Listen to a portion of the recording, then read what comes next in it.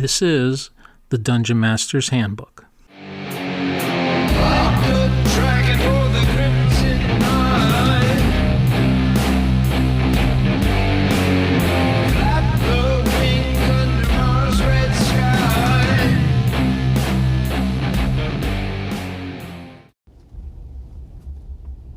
Hi everyone, it's Michael, also known as Chicago Wiz. Thanks for listening. Welcome to yet another episode. Wow, it's 3 to 4 weeks in a row. I'm actually on a little bit of a posting streak or recording streak here, so that's nice. But I'm playing a lot of games these days, and that's nice as well. And I've got things that I wanted to talk about. The most recent tabletop game happened, as I had mentioned, and we're still planning on meeting for our next game. I've got my play-by-post game, which has pretty much continued non-stop since 2015. And I've also got my every other week online game. And I learned lessons from all three of these games, and that's what today's episode is about, is sharing a lesson that I learned from the online game. So let me set up the situation for you. I have a druid, and this druid is a very inventive and colorful character run by a very inventive and colorful player.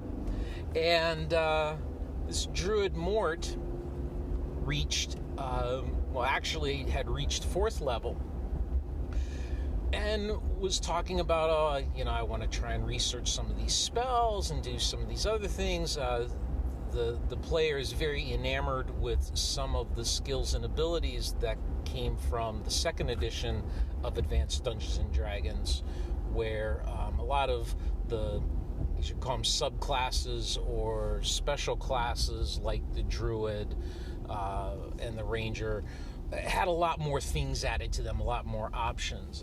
1st edition was kind of the first place where you saw a lot of these specialized characters like the druid and the ranger and assassin first really spelled out.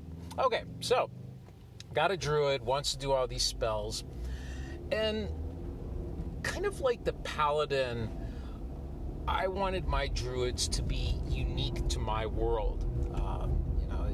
If you run these characters by the book, you're playing Gary Gygax's Greyhawk, which, hey, that works for you, great. But I like tweaking the classes to fit my campaign world instead of vice versa.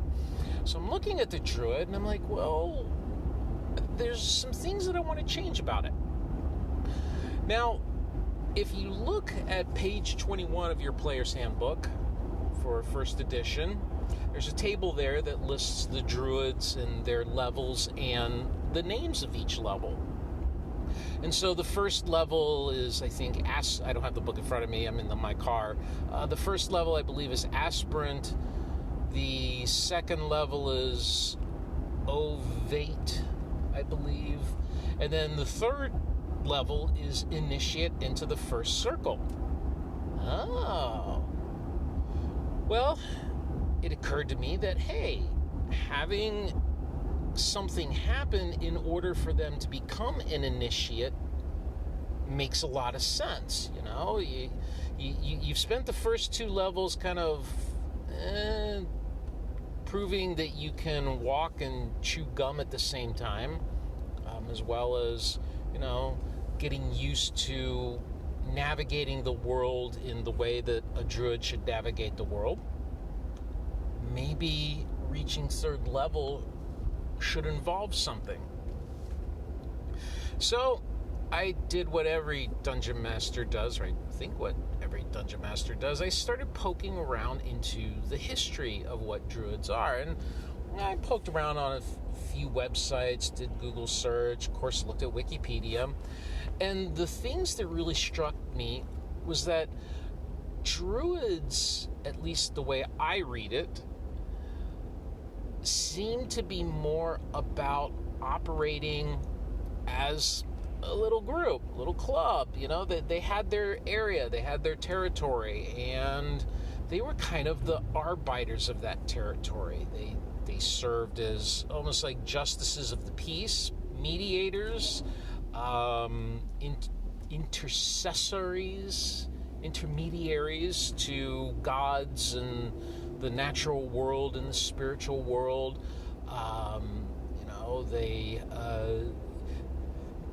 While they were about nature, history doesn't say that they were completely about nature. There's the implication that they may have worshipped gods. And all of this is very interesting to me. And so slowly this kind of played in my head that perhaps druids in my world were regional groups, if you will, versus one overarching, druidic society that Gygax's Greyhawk, puts into his rules. So I threw away with the whole thing of, hey, the only way you can advance is by combat, and there's only one druid in the world, and there's only one arch-druid in the world, and yada yada. Because if you read on in Unearthed Arcana, they kind of expanded beyond that. It was kind of more of the same. I think I talked about that in a previous episode. It's been a few years. Anyway, so that was one change. Druids are regional based, so if a druid is going to truly become an aspirant of the first circle, second circle, and so on, if they're going to grow in levels, they need to get associated with the group that they are a part of.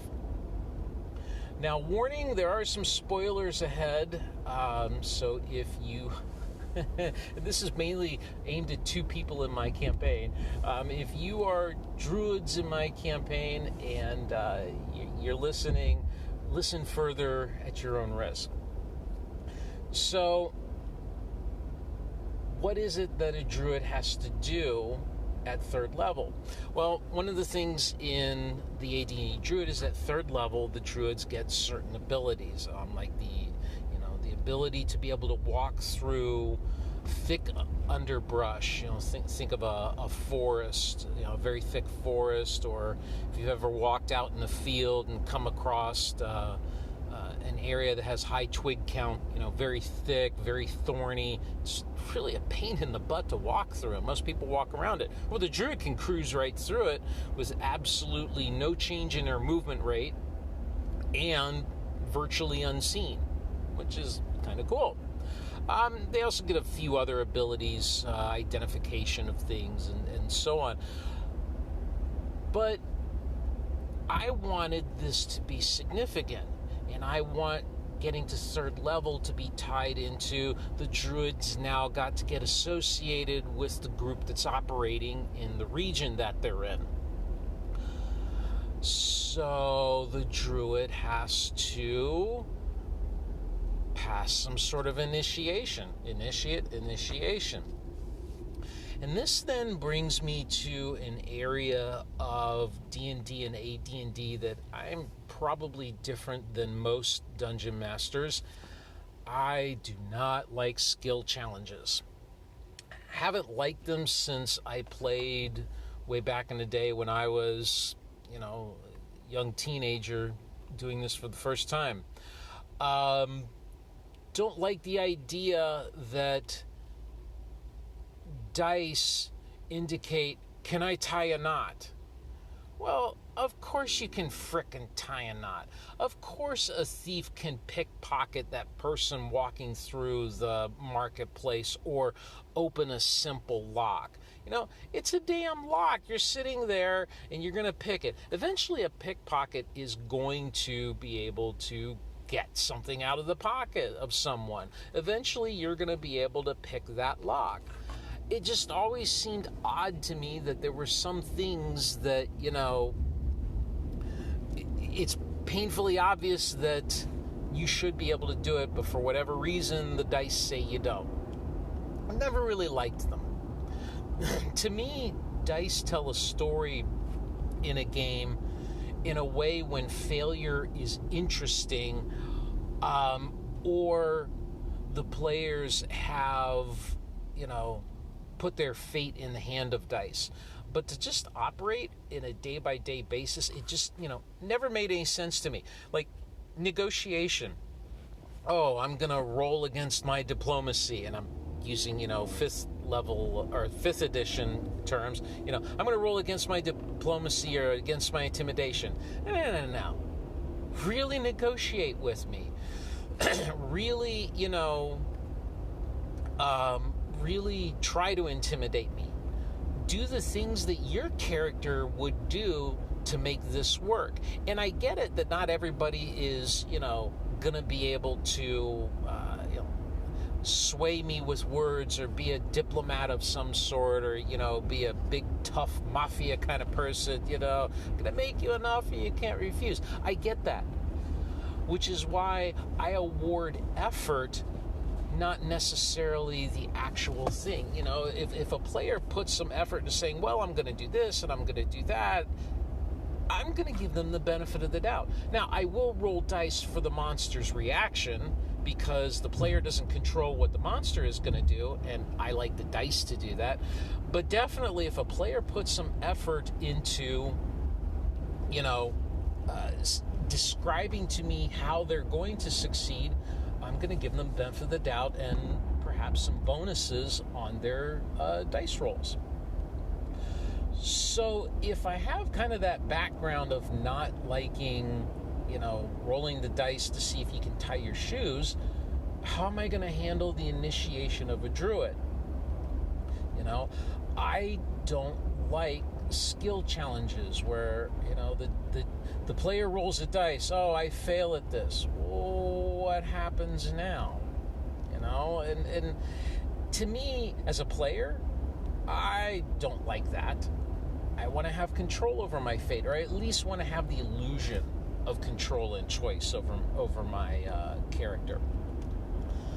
I didn't want to do it by combat, and to me, Gygax choosing druids and monks and whatnot to advance levels by combat, while maybe cinematically, correct for the time, it just feels kind of forced. So I looked back at things that I did enjoy doing, and now I'm really going to date myself because I'm going to go back to the mid-'80s. And there's a series of computer role-playing games that you may be aware that I'm very enamored with because they made quite an impression upon me. There was the Ultima computer role-playing games. And specifically, I'm thinking of Ultima 4. And if you haven't ever played Ultima 4, one, I encourage you to go find it and play it. I believe, actually, you can download it for free, or at least you could, from goodoldgamesgog.com. Ultima 4 opens up with you being interviewed by a mysterious soothsayer, and she asks you a series of questions which you have to choose an answer for. I always found that fascinating. And then I realized that my issue with the druid selection, which, to quote The Matrix, it's a question of choice. And I wanted those choices to mean something. So the initiation is less about the druid proving that they can be a druid and more about choosing what kind of a druid are they going to be. So I, again, dug around the internet with, there's dozens of personality tests and puzzles and quizzes and whatnot of, hey, you're faced with this choice, you're faced with this problem or this situation of, there's a kid standing in front of a church, begging for food, or, what do you do kind of thing. So I set up a test for the druid based on a series of choices that's going to indicate what the druid or what the player and character feel that they are particularly called for. And I'm not going to ruin the surprise. Again, I may have listeners, but I basically set it up so that the druids are making choices between elements and aspects of those elements, gods, and other things in my campaign that really are going to help tell me and the player what that character is going to be influenced by or focused on as they move up through the druid circles. And I intend on those choices having ramifications, so that as things happen in the future, or if the character decides that they want to do spell research, or as they gain access to new spells, those things are going to be influenced by the choices that player made. And it seems to have worked out real well. The character was surprised. They had no warning that this is what was going to happen. Initially, the druid character was engaged in combat against the door guardian, which they didn't have to be. But their first reaction was, this thing is moving towards me. It looks like a carnivorous plant. I'm going to destroy it. Well, they didn't have to, but they kind of eventually figured that out. So, it just, because of circumstances in my campaign, this druid had no warning that they were going to be initiated. I think that in the future druids may have some sort of a inkling that, hey, this is going to be an initiation kind of thing. The game evolves. The players all seem to enjoy it, not only just the druid player, but the other players as well. And I kind of like that, because it also allows me to think about in the future, maybe I'm going to run things with the clerics or with the paladins or magic users, Give them the ability to influence their future, not necessarily by rolling dice and accepting their fate from that dice roll, but setting things up and saying, make a choice. You decide where your character wants to go. I know that I always like that when I have that option in when I play games, and so why not give that to my players as well? So that's a little bit of a lesson learned, and something that I intend on carrying forward in my campaign. And as the druids move up various levels now, my druid character has unlocked the 3rd and 4th level abilities by being able to pass this initiation, and we'll see what happens as they move on up. And that's about it. My tabletop game isn't going to happen until July, alas. Summer plans have once again come into play, but my online game is rolling forward pretty well, and my play-by-post game is reaching a climax of sorts, and I'm really excited. To me, this is kind of the thing that I love, is seeing when these big things happen. What are my players going to do? What's going to happen? And what's going to happen to my campaign world? I like to think about it that D&D is where I'm exploring my world alongside the players, and I get excited to see where are we going to go next. All right, so that's about it. Hope you all are having a good spring and summer, and until next time, game on.